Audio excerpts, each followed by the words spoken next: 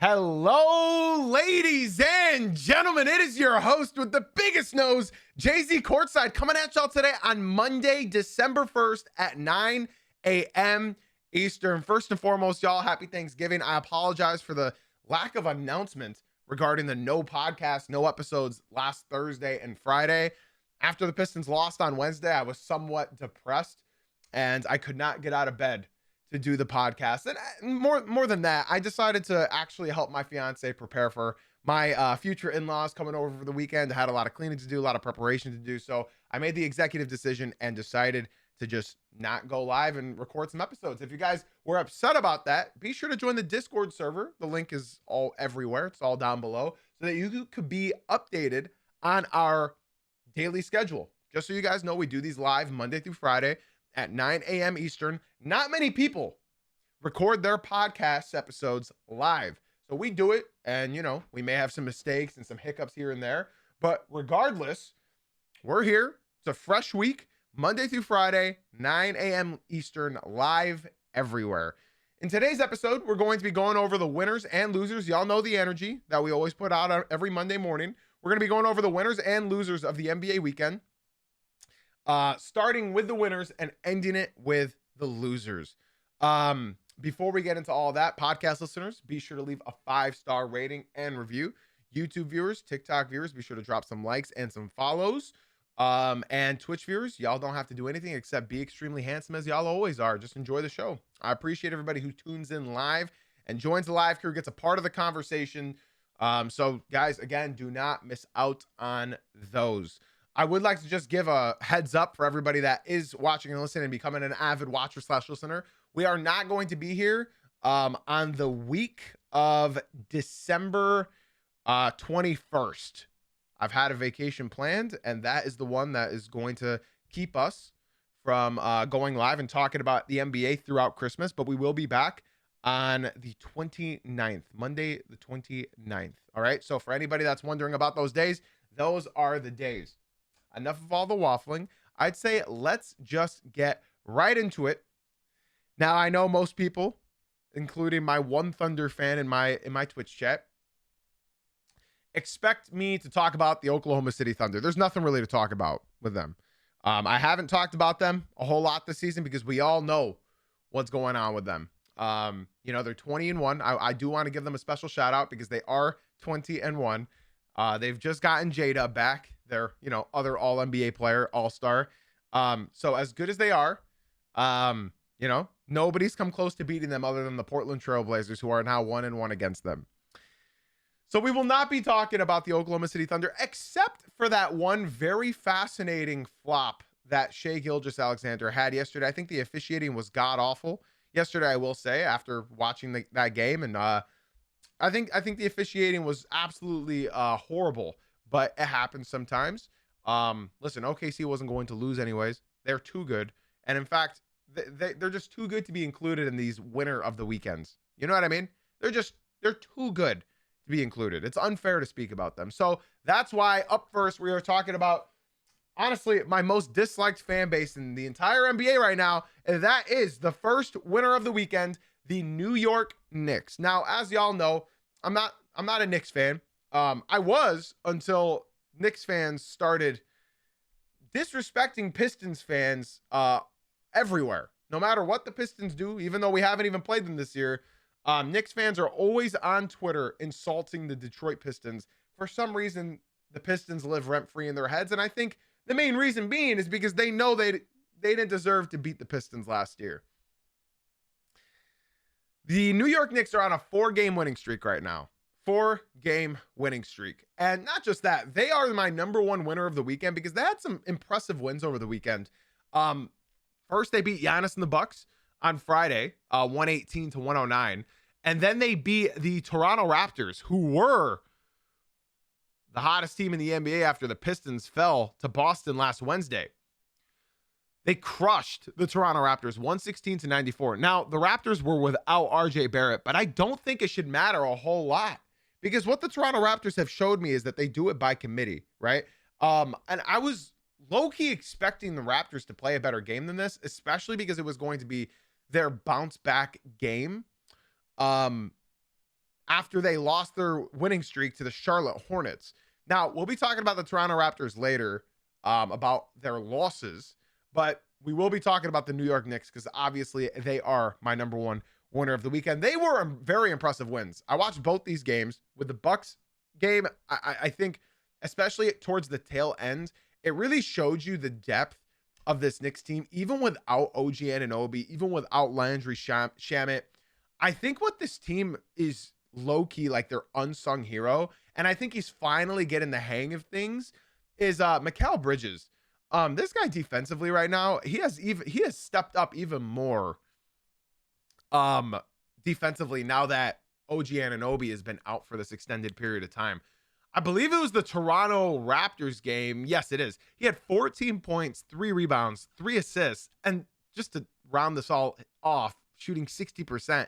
He also mixed in 2 steals and 2 blocks. So Mikal Bridges is doing things that I honestly wasn't sure he could do on this roster. Now, I don't think he can do all this with OG Anunoby on the court, but right now, him doing it without him shows that he still has that ability in case something were to happen, especially in the playoffs, that Mikal Bridges could hold down the fort.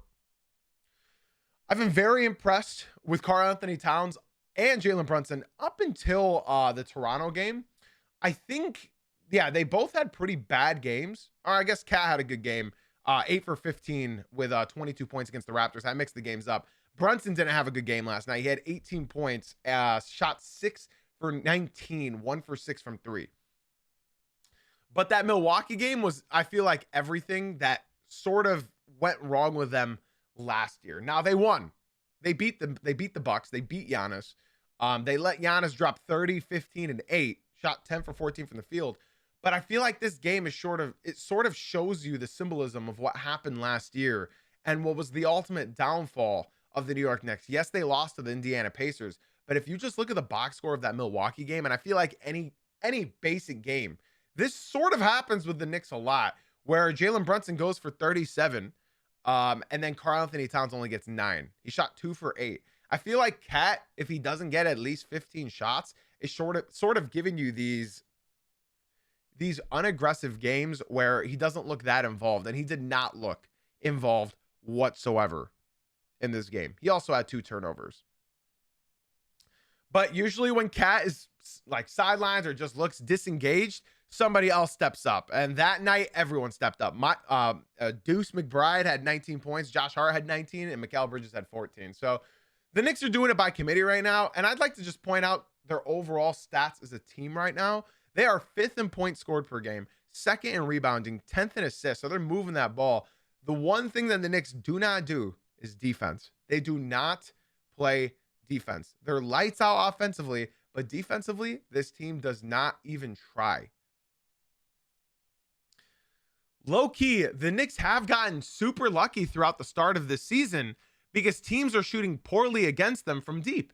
Now, typically, when a team shoots that bad from three-point land, you're going to win games. And that's sort of how these games have been going. If you guys remember the Chicago Bulls, they started 5-0 because their opponents couldn't shoot above 20% from the three-point land. And now that's sort of happening to the Knicks where they're saying, okay, you can get as many dunks and layups as you want. We're just going to outmath you. And that's what they've sort of been doing this year. And whether it's intentional or unintentional, it's working. The New York Knicks right now are not guarding the paint whatsoever. They are just saying, we're going to outmath you. We're going to lock up the perimeter. And that's what they're doing. I've talked about the Knicks a lot in giving them praise for having their honestly extremely impressive perimeter defense. This is without OG Anunoby, by the way. This is without that. So unlike the Bulls, who were trying to outmath their opponents, that was unintentional. The Bulls started 5-0 unintentionally. They didn't mean for that to happen. They were just luckily outmathing their opponents. The Knicks are actually, that's what Mike Brown has sort of instilled into this team. They're actually like going out there to try to outmath their opponents. They're 4th in 3-pointers made, 5th in 3-pointers attempted, and they're 9th in 3-point percentage. The perimeter defense that the New York Knicks have is probably the best in the NBA when they're fully healthy. When you have a Josh Hart hounding your best guard, when you have a Mikal Bridges long ass arms, when you have OG Anunoby's brick wall, like this team's perimeter defense is the best in the league. And that's why I think they made the Pistons even better. They made Cade Cunningham even better after that playoff series because they showed Cade what he's going to be seeing for the rest of his career until he has a good secondary ball handler.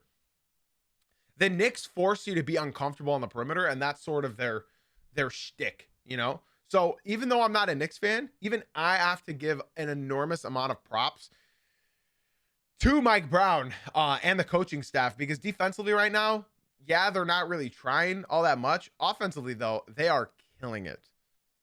And I think come playoff time,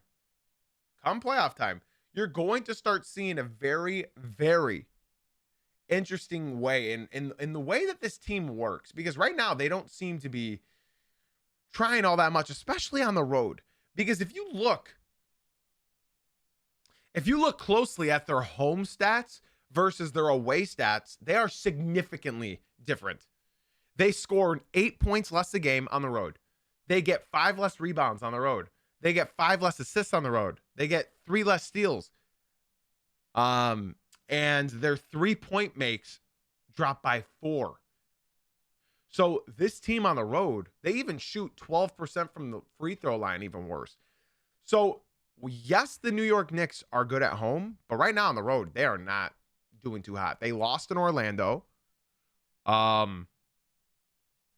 They lost in Miami.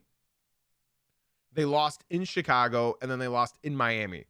So yes, they're getting these losses, but it's sort of similar to like last year, right? Last year, everyone's critique about the New York Knicks was pretty simple. It was they haven't beat any championship contenders. They haven't beat any championship contenders. They've lost against the Knicks. They've lost against they lost against the Cavs. They lost against the Thunder. They lost against they weren't beating these championship contending teams. They haven't really done that this year yet, but instead now the spiel is that they're losing on the road. So I think the New York Knicks right now, they are second in the East.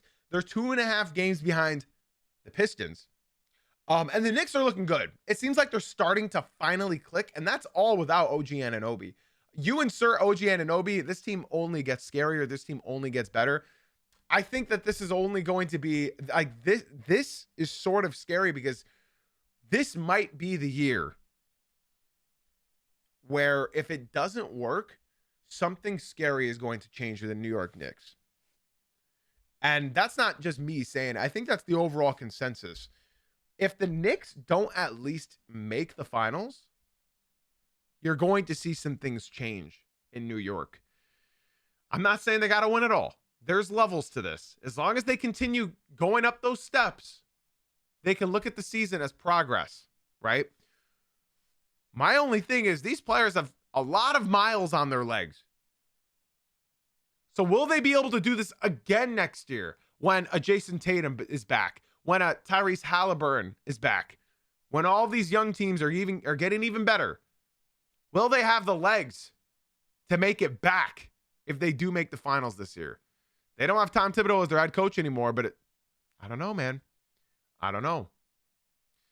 Stun in my live chat on Twitch just said Knicks can contend. Not sure if they can make the finals though. And that's the scary thing, because going into this season, it was the Knicks or Cavs and everybody else. We'll be talking about the Cavs later on in this episode. Spoiler alert, they are not a winner of the weekend. So if the Knicks can contend, contention means that they are a finals contender. Not a playoff contender, a finals contender. So at the start of the season, it was Cavs or Knicks. It's looking like it's just the Knicks now. And who's the other team that's going to stand tall next to them? Maybe the team that's number 1 in the East. And that's why my second winner of the weekend are the Detroit Pistons. I envy all of my friends and family in Detroit right now, because they're able to go watch my favorite team. I envy them. The Detroit Pistons move to the first seed. They stay in the first seed of the East after dropping 2 games in a row. In case you don't know, the Detroit Pistons started, or they didn't start, but they went on a 13-game winning streak. The highest, they tied the highest in franchise history. And with the opportunity to break it, they lost in Boston 114-117 against the Boston Celtics, who made 23 pointers. They made 23s. It took 23s to beat the Pistons. Okay, so the Pistons' shtick last year was bounce back. Let's bounce back. In case you guys don't know, I called this. I knew the Pistons streak was going to end this week. I just didn't know who it was going to be against. In my opinion, I thought it was going to end against the Miami Heat. We'll talk about that game. The Detroit Pistons had 4 games in 6 nights. I apologize.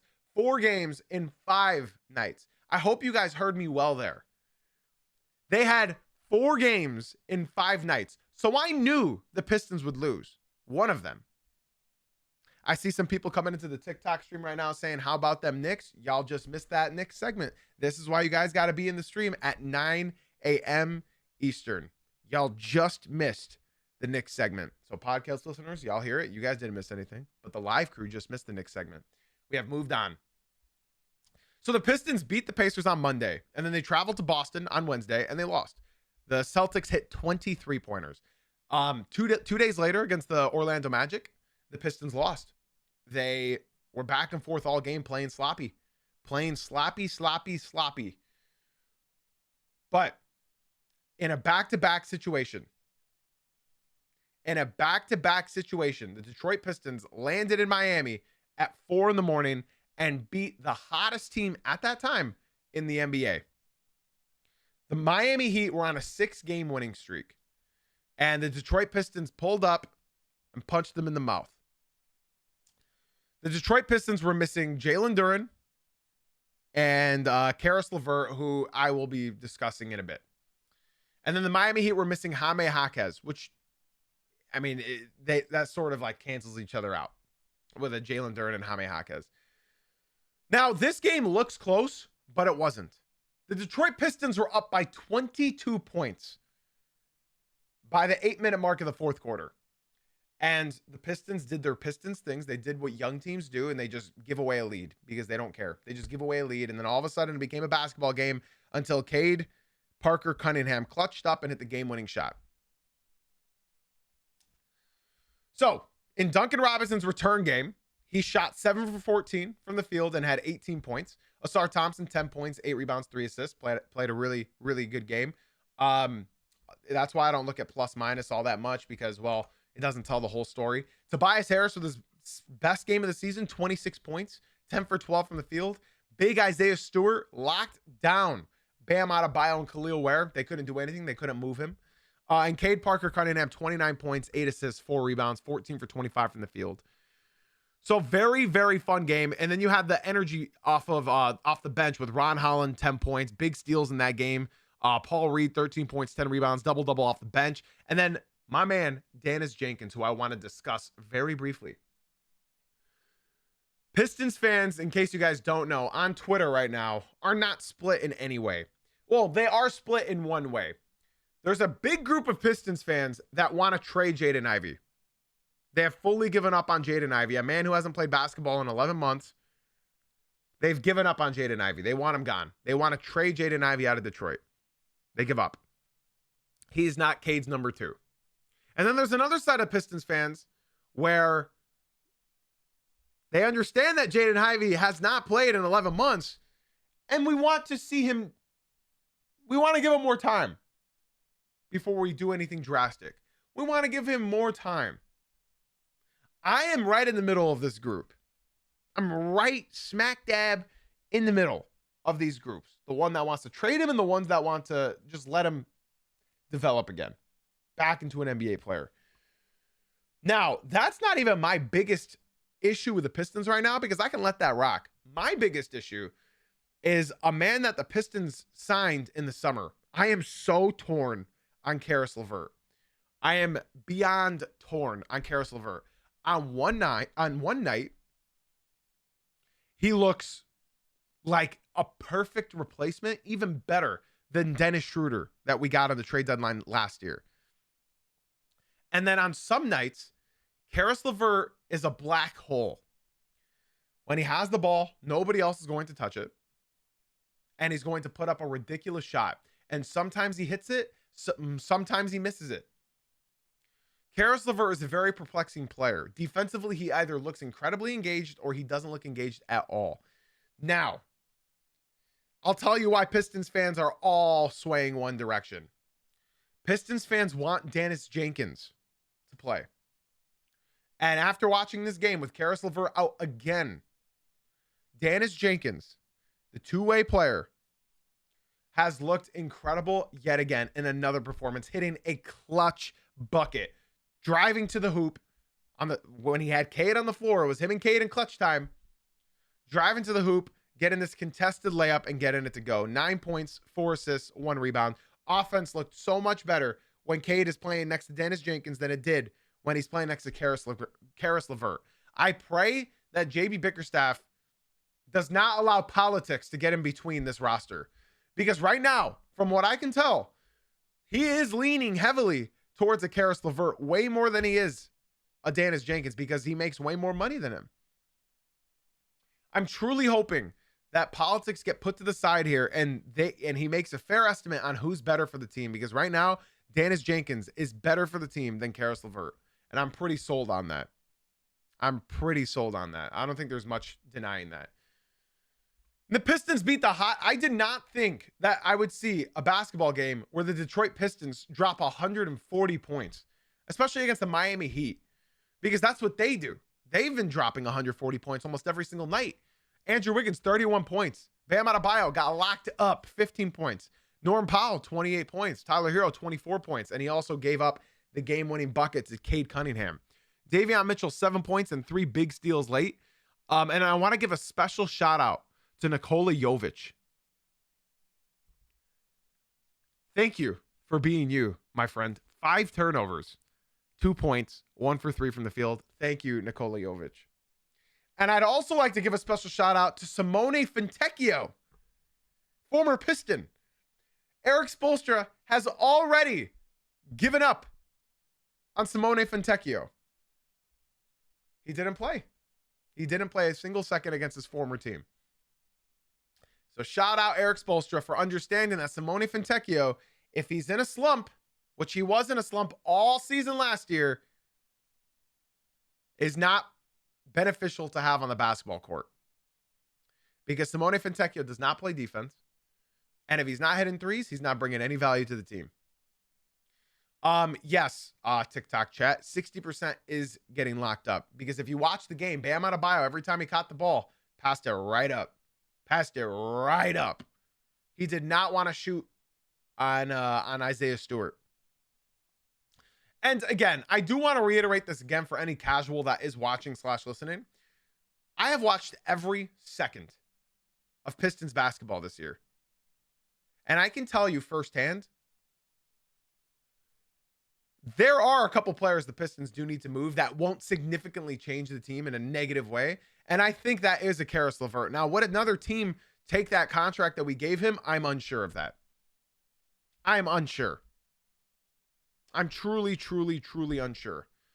Because off this small sample size of like the amount of minutes that Dennis Jenkins has played for the Detroit Pistons, they have looked significantly better. Not just like a fraction better. Anytime Dennis Jenkins is on the court, the Pistons are better.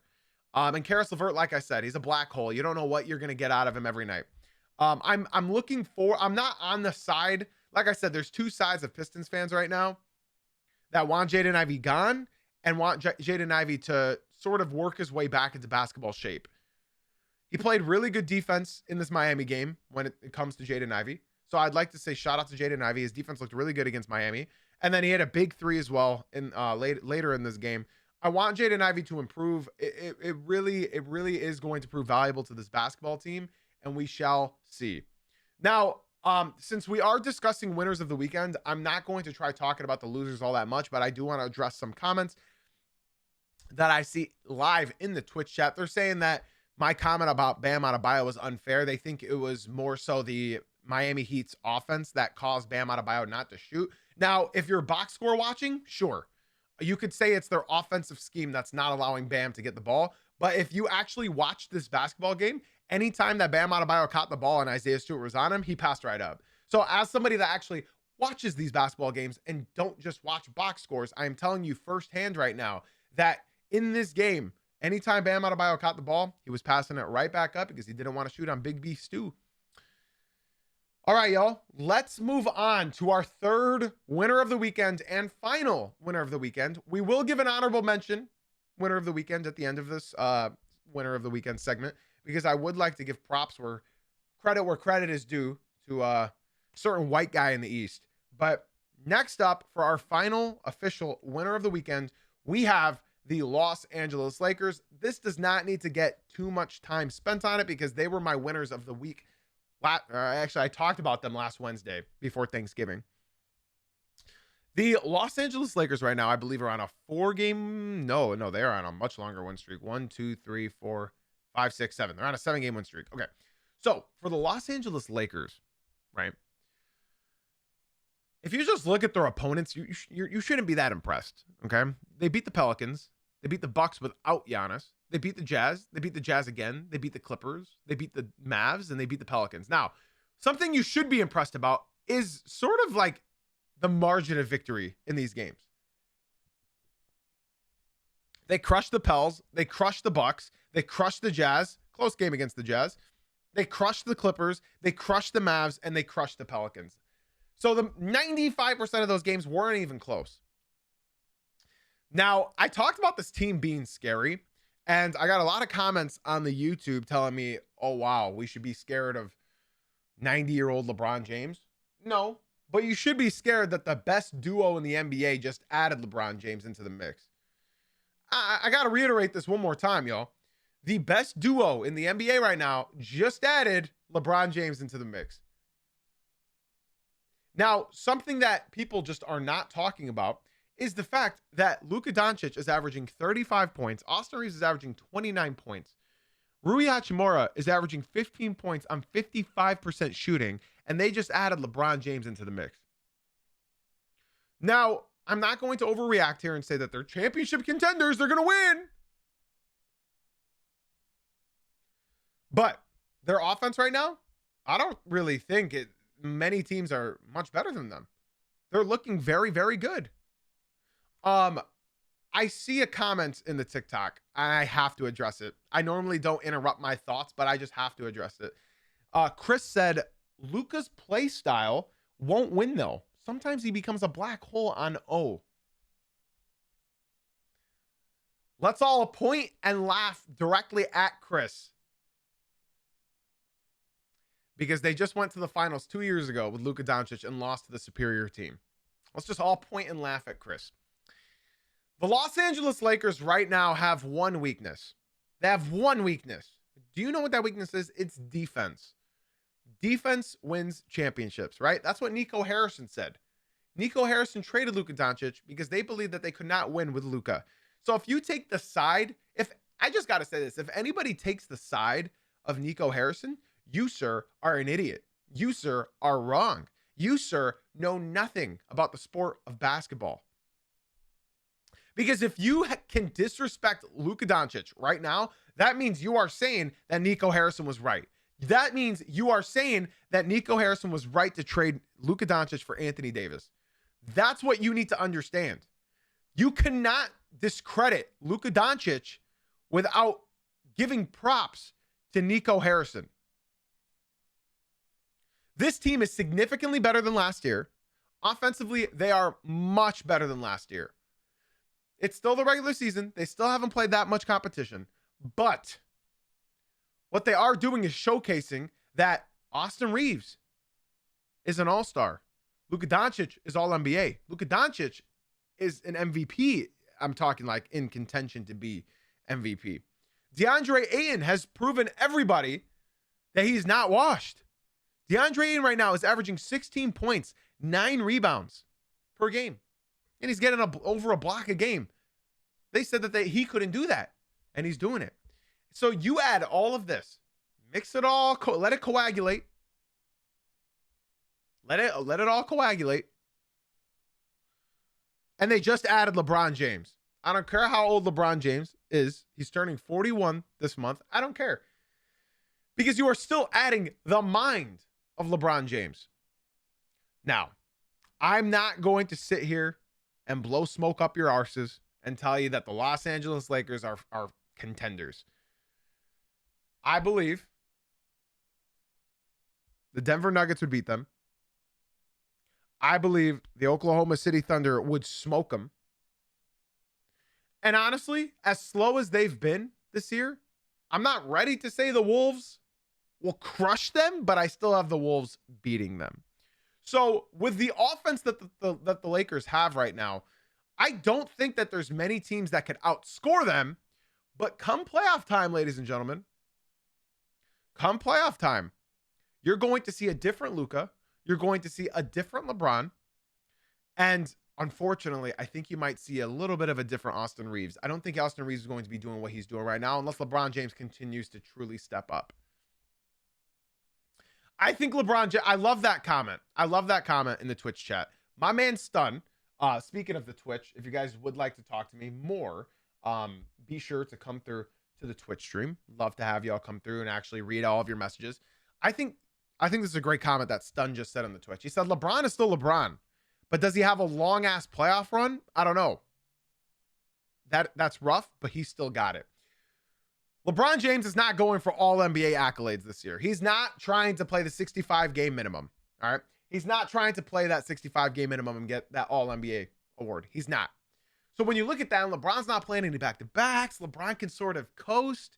I saw a very interesting stat, ladies and gents, and I think that this is something that you guys should really let marinate in your head. Just let it marinate. All right. Very interesting stat. Very interesting stat. And I want you guys to listen because it's actually mind-boggling when I heard it last night. LeBron James, in his 23rd NBA season, has never had two teammates while he's sitting out score 30 points in a game. Never. He's never had two teammates when he sits out have scored 30 points in a game. One time with Dwayne Wade and Chris Bosh. And it's happened already multiple times with Austin Reeves and Luka Doncic this year. Now I see a Celtics fan saying LeBron is washed. And what's funny is LeBron's plus minus this year. You, sir, that is why your Boston Celtics are not going to make the playoffs. They'll make play in, but that's why they're not going to make the playoffs. Because you sound like an entire goofball. Anybody that looks at plus minuses without watching the games, your opinion means nothing to me. Because I watch these games. And I was watching the game last night, and I've been watching almost every Lakers game throughout the season.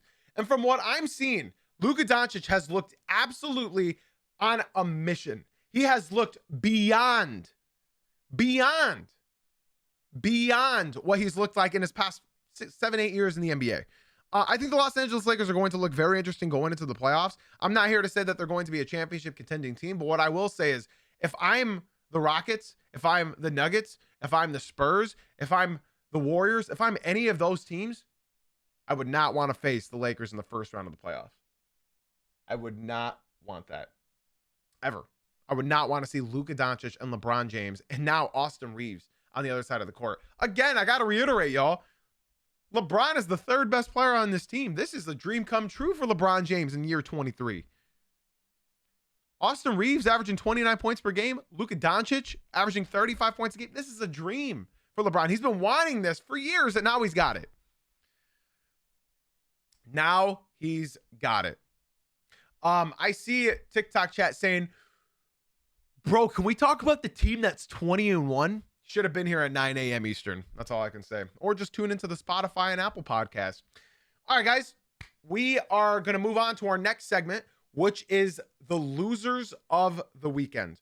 We talked about the winners. I do want to give an honorable mention, an honorable winner of the weekend to my white boy in Boston, Peyton Pritchard, making sure that they beat a team that they really had no business beating, but they got out coached and outworked. Peyton Pritchard dropping 42 points.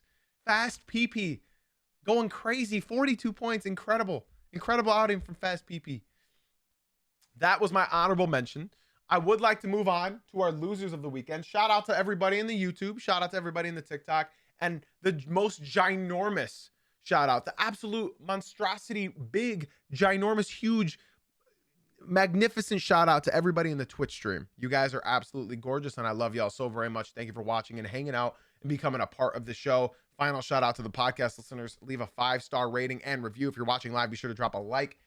If you're on Twitch, all you guys got to do is sit there and look handsome. All right, let's move on to our losers of the weekend. And up first, I have a team that I was just talking about. They had 42 points from Fast PP drop on the top of their dome, the Cleveland Cavaliers. Now, I don't relish in this. I relish in it a little bit. The Cleveland Cavaliers are now on a 3-game losing streak. Okay, they lost against the Toronto Raptors, and then they had 5 days to recuperate, 5 days to collect themselves, and they come back and follow it up with another loss in Atlanta. Okay, the Cleveland Cavaliers have lost 2 straight. They were against some pretty, hot, decent teams, right? Surely they can beat the Boston Celtics. And then they allow Fast PP to drop 42 points on their heads. And they lose again. All I can say about the Cleveland Cavaliers is, can somebody please remind me why it is they fired JB Bickerstaff for Kenny Atkinson? Give me a second. Let me take a sip of my coffee. All right. All the critiques that I saw about JB Bickerstaff are now getting thrown at Kenny Atkinson, when I think they should be pointing it in another direction. If I were a Cavs fan, right, what I would want is I would want a mirror, right? I would want, let's say the water boy, right? Let's say the water boy had a mirror and he faced it at the team, and everyone on the roster is just looking at themselves, including the head coach. Before I continue with this, I do want to respond to Alex in the TikTok. He said, he was coach of the year, dude, and he won 60 games. Do we have Alzheimer's? I think we all understand that JB Bickerstaff deserved coach of the year last year, not the Cleveland Cavaliers. I think we all agreed. They more than tripled their win count last year, something no team in the NBA has ever done, and he turned a team that lost the most games in a row with 28 games lost in a row, and then he turned them around. They were over a 41 season. So let's say the water boy has a mirror pointed at the entire team, including the coaching staff. A big shout out to B Carter that just came through to the Twitch stream. Massive shout out to B Carter in the Twitch stream. When that mirror, sorry, I keep getting distracted. When that mirror is faced against the entire team, and you are seeing everyone from Donovan Mitchell, from Victor Wembanyama, or sorry, I said Victor Wembanyama, from Evan Mobley to Donovan Mitchell to Darius Garland to Dean Wade to Larry Nance Jr., everybody. Let's say you see everyone. Who looks like the odd man out? I'm talking on the floor and in that mirror. Because I sort of see a combination of two. Now, I'll give you guys a second to just think, right? The obvious answer is Darius Garland. And I'm here to tell you, it's not just Darius Garland. Because there's sort of... Thank you, TikTok. Thank you. Unfortunately, my eyes are pointed at 3 people. The number one is Jared Allen. They should have moved from him during the offseason. Apparently, they shopped him, and the offers weren't that good. But Jared Allen, we saw what he did in the playoffs. We saw his famous line about the lights got too bright. Just wait. I'm not done yet. Jared Allen is at the center of it. Darius Garland is at the top of it. And unfortunately, I have to look at Evan Mobley, number 1. Now, let me explain. I love this comment from my homie Grizz in the Twitch stream. He said Pritchard was waving off Jaylen Brown because he had Darius Garland on him and he knew it was a mismatch. Exactly. So let me talk about the three-headed dragon real quick. And it's not a good three-headed dragon. All right. So by the way, if anybody gets upset with what I'm talking, no, I am not a Lakers fan. I'm a Pistons fan. So it's a three-headed dragon, and it's an unfortunate aspect of the three-headed dragon. So let me explain real quick, y'all. Jared Allen, when he's on the court without Evan Mobley, looks incredible. Jared Allen, when he's on the court with Darius Garland and Evan Mobley, does not look good. Jared Allen, when he's on the court with just Darius Garland and not Evan Mobley, looks good. So when you look at all of these plus minuses and you look at all of the efficiency rating of this Cleveland Cavaliers team, I promise you, I do watch this team a lot. So now let's look at what's wrong with this team.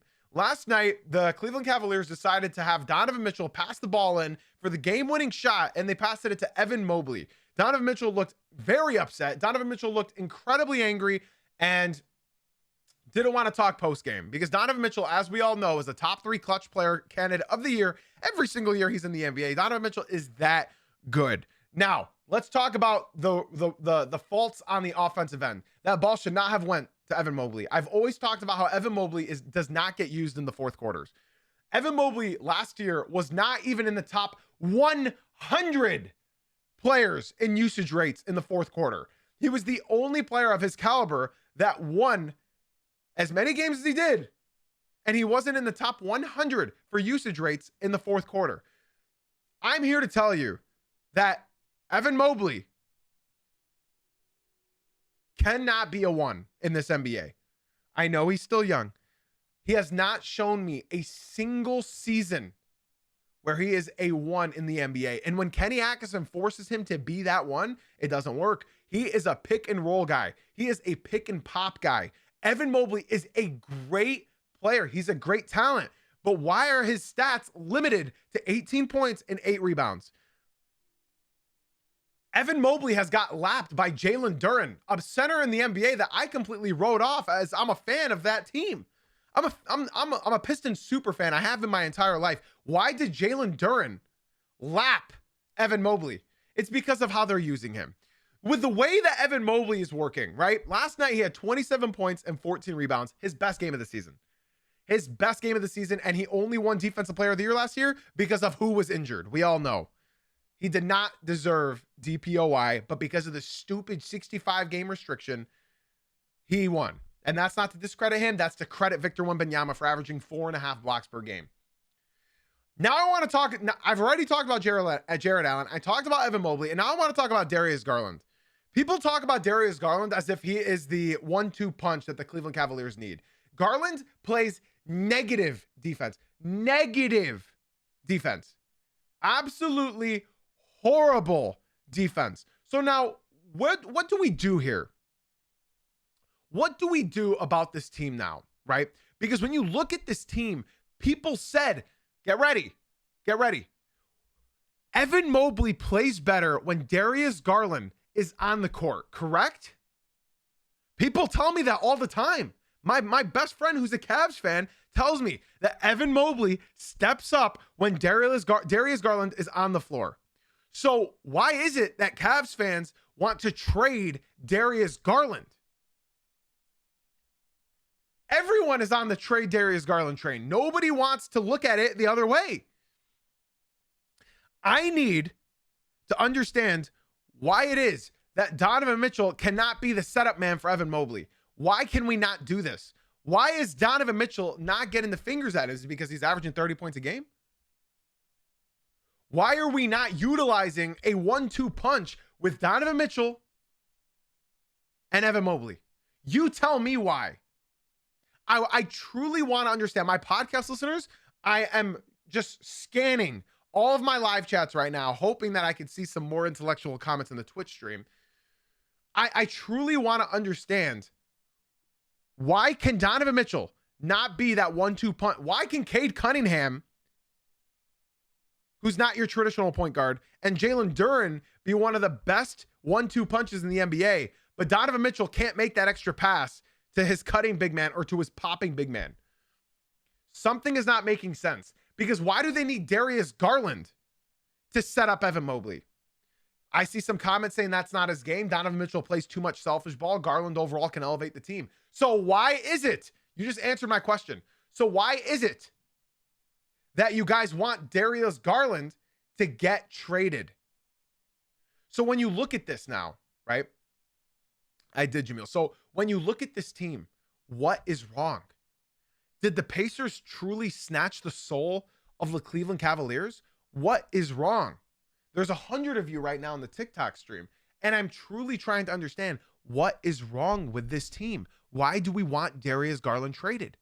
I see Mobley isn't aggressive enough, and Mitchell doesn't believe in him, and that's what I believe. That is what I believe. TikTok, I would love to see at least 10 of you guys swing on into the Twitch stream. We need more educated and intellectual ball fans, especially Cavs fans. I need to understand what is wrong with this team. So please, and while we move on to the next topic of discussion, move on into the Twitch stream so that I could talk to y'all more thoroughly. All right. The Cleveland Cavaliers right now have their soul sucked out of them, and they play tonight in Indiana. I cannot see a world where they lose again. I cannot see that. The Pacers are hot, though. They've won 2 in a row. For everybody in the TikTok, my Twitch stream link is in my bio, or just go to Twitch and look up Jay-Z Uncut. I would love to see y'all come through. Okay.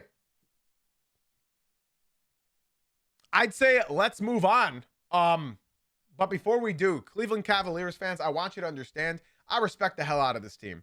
I truly respect this team. Unfortunately, I cannot see the light at the end of this tunnel right now. I know Garland isn't healthy, but that's not the reason why they're dropping games like this. That's not the reason that they are a play-in team right now in the NBA. They're a play-in team. The Cavs, at the start of the season, it was the Knicks and Cavs are making it out of the East. Is it just the Cavs now? Or sorry, is it just the Knicks now? Is it the Pistons? Who is it? I want to give a special shout out to all of the beautiful individuals who are leaving the TikTok stream and YouTube and coming through to the Twitch. Big shout out to D1 Hooper, who just came to the Twitch. And this is going to be the final note that we have on the New York Knicks. He said, hey, I'm a Cavs fan here. Everyone wants Garland gone, just like they want Baker gone. He's playing with a metal plate in his foot, missed all of training camp. Valid. Very valid reason. Very valid reason. Shout out to the GOATs that are leaving the TikTok and YouTube and coming through to the Twitch stream. Let's move on to our next loser of the weekend, y'all. This is going to be a longer episode. Our next loser of the weekend is the Toronto Raptors.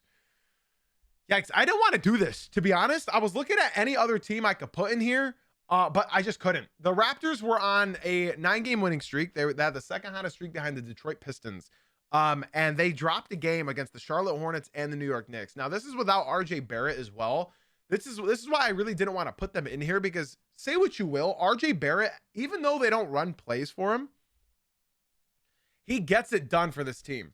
I just want to show you real quick, just in case you don't believe me. RJ Barrett right now is averaging 19.5 points, 5 rebounds, and 4 assists, and he's shooting 50% from the field for a guy that does not get a single play ran for him. So shout out to RJ Barrett, because he's really doing his thing with the Toronto Raptors. He's a big reason for their success. Now, the issue with the last 2 games is without RJ Barrett, without that defensive identity, this team was struggling, and they obviously gave up a buzzer beater, not buzzer beater, but a game-winning shot to Con Knippel. Con Knippel, my rookie of the year, dropping 20 points against them and winning the game. Miles Bridges dropping 35. The Toronto dropped that game, and then they dropped the next one after that. I don't want to put the Raptors in the losers of the weekend, but unfortunately, I just have to, because they dropped against the Knicks as well, and that was a bad game for Jalen Brunson. 6 for 19, and they still dropped that game. I don't have much to say about the Raptors, except I think teams have started to figure out what their shtick is. It's just allow Jamal Shed to be a dog on the bench, and then have Mamu Shvilek Milu, I just call him Mamu. He usually just goes crazy off the bench, but it seems like teams know that that's just their identity, so they're looking at it a little bit more, right? They are middle of the pack in points scored. They are bottom of the league in rebounding. They're top of the league in assists, which nobody saw coming. And defensively, they're not getting that many blocks, but they are getting a lot of denied passes, and they are playing the passing lanes more than they are going for blocks. They don't really have any major shot blockers on this team. I want to give another massive shout out to the homie Slink Buck, who just followed the Twitch stream. I think he left the TikTok or YouTube and came through to the Twitch. I appreciate it very, very, very much. If you guys want to get involved in the conversation, be sure to talk about what we're talking about on topic so that I can say your name and what your comment is. Because once we move on from a topic, I'm probably not going to respond to it live. But we will after the show, obviously. The show is a little bit longer on Twitch. So again, guys, be sure to follow the Twitch stream. The link is in my bio. Okay. So, yeah, I don't really have much to say about the Toronto Raptors. Missing RJ Barrett is honestly a big punch to the gut.